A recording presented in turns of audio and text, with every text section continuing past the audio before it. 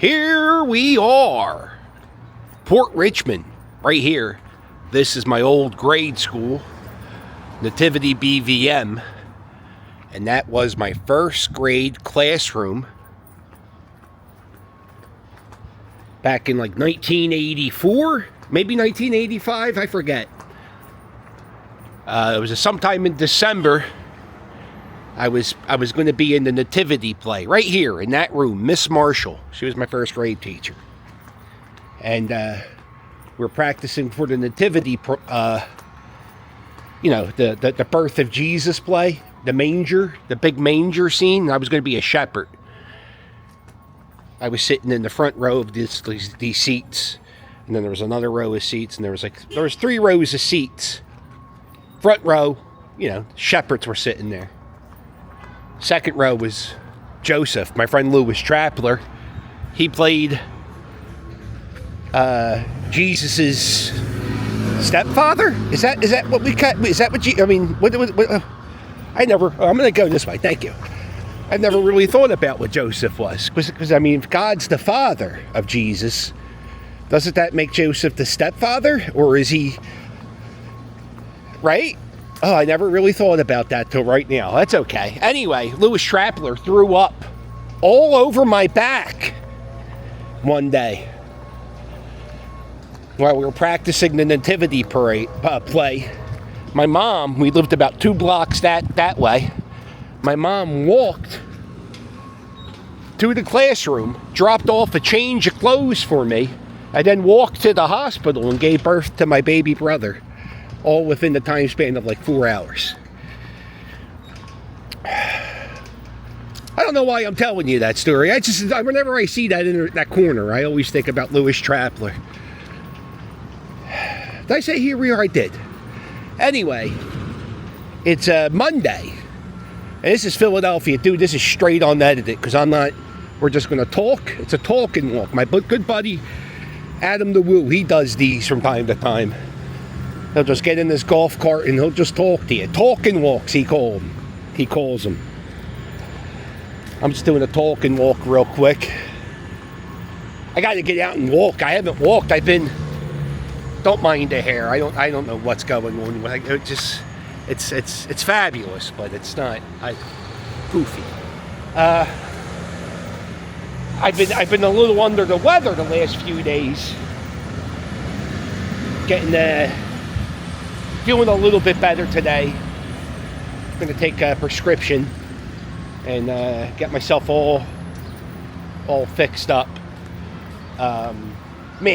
Anyway, so what I figured I would do is I broke 70,000 subscribers on YouTube. And you know what's crazy? I'm looking at this t-shirt I'm wearing. This is an old school Philly Captain. 2,000 subscribers back in 2000. Me and Rick the Puppy, the I Am Captain video. And getting 2,000 subscribers, I remember every day I would refresh the feed and look at the numbers. And I still look at the numbers every day. But you have to work so hard to get your first 1,000 subscribers. Especially my first 1,000. Oh my God. The camera work was so bad. It was so bad. And I'm giving a speech on Wednesday. This week's very busy. I'm giving a speech on Wednesday at a YouTube symposium with Face Paint Guy, the Philly sports guy. By the way, right here, learned how to ride a bike. Not bragging, but I can ride a bus. Sometimes you see me do that on YouTube. I'm going to take the bike in the shop tomorrow. Hopefully have the bike back within a week or 2.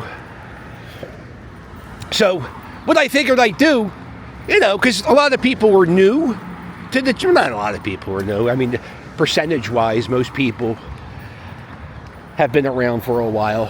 And I try to pay attention to like the comments. I don't always go into the premiere, but if I have a premiere of a video, I usually, I try to pop into the conversation of every premiere I do. I try to do that with every video I drop, and I try to drop a video almost every day.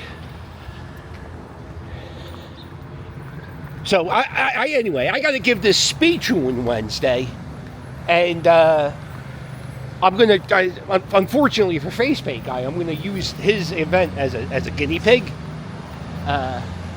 I'm not writing anything down. I'm going to just kind of do the speech off the top of my head with maybe with like 5 bullet points, but no speech, and I'm going to see how that goes. It's not even called, hey, by the way, it's not even a YouTuber. It's called a Philly Influencer Symposium. And I don't know if I don't feel like I'm an influencer, but I guess I am. I don't know. I hate that. Not that I hate that. It's fine. Whatever. I mean, I call myself a YouTube jerk off. But, so anyway, I guess I'm going to tell people like what I've learned or how to do YouTube properly, and what I've learned in the first 7 years of YouTube. First thing I learned is, I'll tell you this, only make videos if you're going to make a YouTube channel. Make sure it's something you're passionate about. Make sure it's, like, I love this city, so I can walk around any neighborhood and tell you a story, or if there's a news happening, like unfortunately there was a fire 2 blocks away, I could talk to you about the fire. I have a passion about the news and the history and the sports of the city of Philadelphia. And what I do is I try to find a video. I try to make a video every day. And the video I make, I try to, listen, Philadelphia is a pretty small city. So it's kind of hard. Yeah, it's kind of hard to like not repeat yourself. And I'm very aware that, especially in the history videos, I repeat myself a lot because, unfortunately, Ben Franklin only did so much. Right here, this is Our Lady Help of Christians. It's the German church of Port Richmond. It's closed. Right there is Nativity BVM. That's the church I went to. I was the altar boy there. I always wanted to be in show business. That was a line that I think was supposed to be in the movie The Turnaround. I always wanted to be in show. Oh, no, that's the first line in my autobiography that I wrote. One day, like 5 years ago, I started writing my autobiography. I haven't written much lately, but I always wanted to be in show business. That was the first line. And look at this. So anyway, they closed. By the way, I have ADHD. Yeah, this church closed down, but I think it's getting ready to reopen as the Dream City Church. They got a little playground in here. Yeah. That's a dream city, my friend. What the hell was I talking about? Damn you. Huh? It's very Christ-like of you. The church says you're being recorded. By the way, they had a fence up. They had to put this fence up around these steps because people were like sleeping on them, but they were also like shooting up on them. And anyway, they had to fence up this steps to this church because people were like sleeping on these steps. And then the other church down the street, my old church, Nativity BVM, they just put a fence around their steps. And it's not because people were sleeping on the steps. I don't think that actually, honestly, if you're a real Christian, that shouldn't bother you, having a homeless person sleep on your steps. But it's when people go to the bathroom on the steps, and I'm talking about going big boy potty, number 2, you know what I'm saying? That's a problem. And then you got to clean that stuff up, and because you got to clean that up. You got to get it's a nightmare. It's a nightmare, hon. Where are we going? Yeah, so I always wanted to be in show business. Matter of fact, I grew up on this street down here, and it was somewhere around here when I was like in the first grade. I kind of knew I wanted to be, I was like, I want to be an entertainer. I want to be a comic or something. And yeah, so when we were filming the movie The Turnaround, you can see it on Netflix,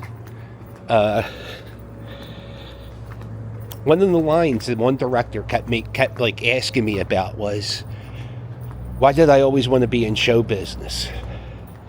And one of the things I did growing up is I was an altar boy.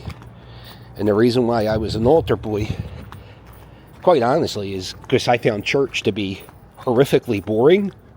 So I found it to be more entertaining to be part of the show instead of watching the show. And man, I can't tell you how many times he made me say that during the movie. He was like, tell me about the show, why would you? And I was like, what you keep asking me about this? Didn't make it in the movie. So anyway, what am I talking about? The Philadelphia Symposium. Influencer Symposium. I don't know, man. I don't know. What the hell would I talk about? You know what? The first thing I found out about starting a YouTube channel is if you say you're a freelance photographer or a freelance videographer, a lot of places will give you media credentials. You'd be surprised on what places will give you media credentials. Unfortunately, I found it to be... Now, when I started doing my YouTube channel about 7 years ago, I found it... I grew up on this block right there. I'm gonna go past the old house. It's my old house. Anyway, what was I talking about? See, the damn ADHD. So that's how I get to go to so many events, as I would apply for press credentials. Now, lately, people just invite me to places. But it took me making content for 7 years to actually get the, the people to say, hey, it's the captain. That happened to me the other day at the Wanamaker event at Center City. There was an event where the Philadelphia Opera was putting on a thing near the Philadelphia Pipe Organ, at the Wanamaker Pipe Organ. And I came in with my scooter, and the one guy working behind the desk goes, yeah, man, go in, put your scooter aside and make your stuff. And I love that. That's my, oh man, look at the roots of this tree. I mentioned I have ADHD. Yeah. So anyway, if you want to be a social media person, I guess the best thing to do is make sure you're different, right? I know what people always tell me? They're like, oh, you should start a podcast. You should start a podcast. You should do a podcast. And I'm like, everybody has a podcast. So I kind of treat my YouTube channel as a podcast sometimes. Sometimes I interview people. And I make topics. I go over all types of different topics. There's pro wrestling, baseball, national news sometimes, and dead moles. I just do stuff that I find interesting because I have a curiosity about things. So when I first started doing my YouTube channel, my goal was to do videos about places, thinking people don't give a shit about me, right? So I would go to places so people would think about that place, and then they would type it into YouTube and they would find my video, and they're like, oh yeah, look, like in the beginning I would make videos at Toys R Us's and Sears and Payless Shoes, because they were all closing, and I thought people would want to go back. I don't know who the hell would want to go back and look at Payless Shoes, but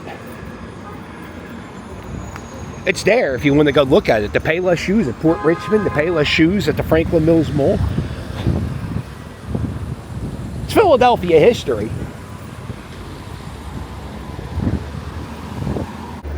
Another way I try to grow my channel. It's not just my channel though, it's just like the Philly Captain is a brand, which is, you got to realize that too about your social media thing. Your channel is your brand, so you have to think of ways to get people to know your brand. So one of the things I do is I post clips of like the really viral moments from the channel.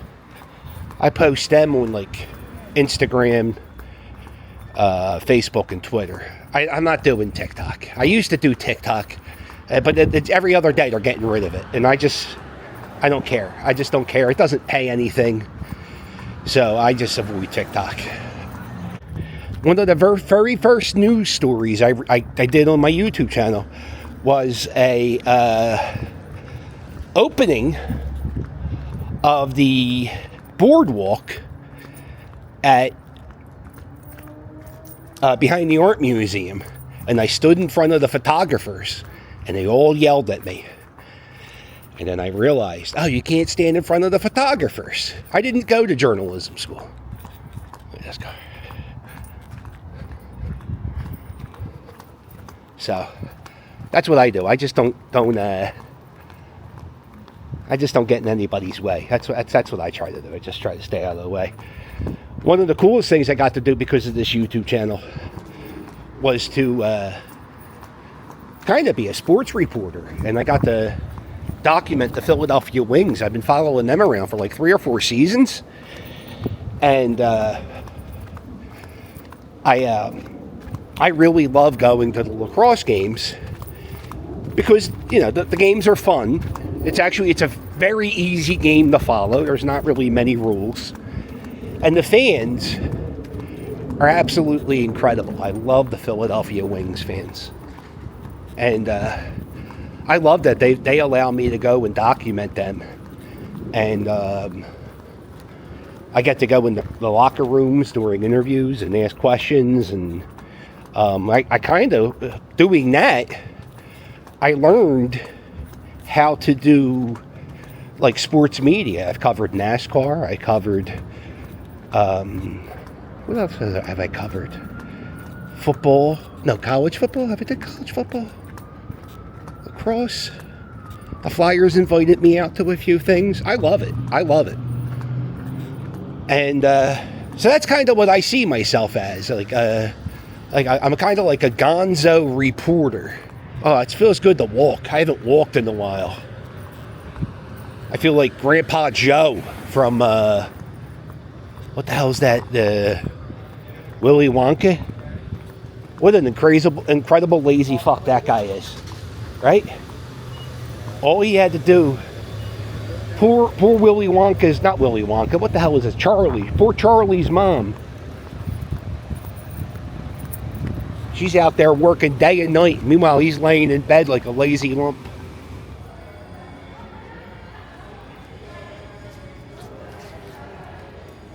Look at this. I'm at Lowe's. I was here the other day and I was like, man, where's the Halloween crap? And they didn't have any Halloween crap because they're putting out the Christmas crap. Right. Here we are. Some more Christmas crap. There you go. My Little Pony, Bluey, a dinosaur, a snowman. No Halloween crap. Oh, wait, that spoke too soon. That's it. That's it for the Halloween crap. Everything else, Christmas crap. I'm at the ShopRite on Aramingo Avenue, and look at this. Plenty of Heckler spicy ketchup and all the Heckler hot sauce right here in the meat department of ShopRite on Aramingo Avenue. And we're going to wrap up the video here in Bridesburg, where SEPTA is back in service. The 73 is up and down Richmond Street 2 or 3 times an hour, depending on the time of day. Which means traffic, you know, which means sometimes if you get stuck behind a bus on Richmond Street, it blows. So it's good to have that back in our life. If you can, please hit the like button. Check out my merch. Patreon people, I want to apologize for the lack of content I've given you guys the last 2 weeks. Listen, it's been tough. I'm going to just give me a few days. I just need to get a little bit better, and then we're going balls to the wall. We're going to be making 2-3 videos a day, and so early content will be be coming your way sometime soon. And don't forget, I could book. You could book me on Cameo, and I could wish anybody you want a happy birthday, happy Thanksgiving, whatever, happy Halloween. I can't believe the Christmas crap's out already. I mean, they just completely skipped over Halloween, which is sad because nobody celebrates Halloween anymore. You always hear that they're going to cancel Christmas, and nobody wants to celebrate Freddy Krueger's birthday. That's a shame. All right, toodles.